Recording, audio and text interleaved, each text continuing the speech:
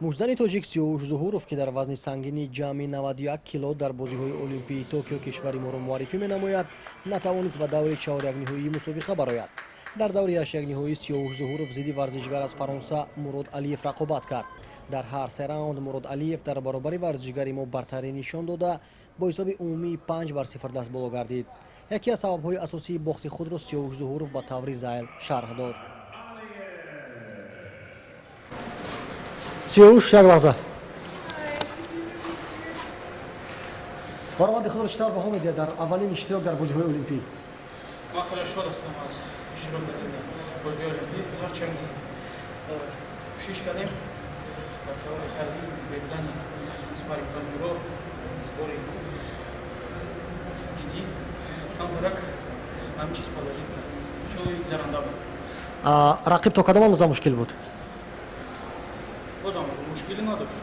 барои ки чила дидем шумо ударошон таъсир кам карда дид. онқай ки пара намерасада. иншоаллоҳ дар оянда натиҷаи хуб шавад. ташаккури зиёд. мамнуни кор.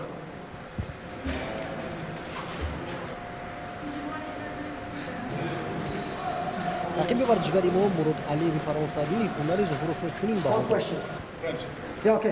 Comment évaluez votre premier adversaire? C'est un combat largement à ma portée. C'est un combat d'entrée, donc très bien pour poursuivre ces Jeux Olympiques.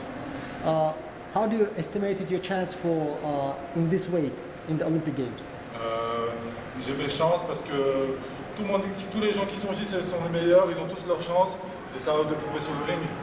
Good luck. Thank you so much. Thank you.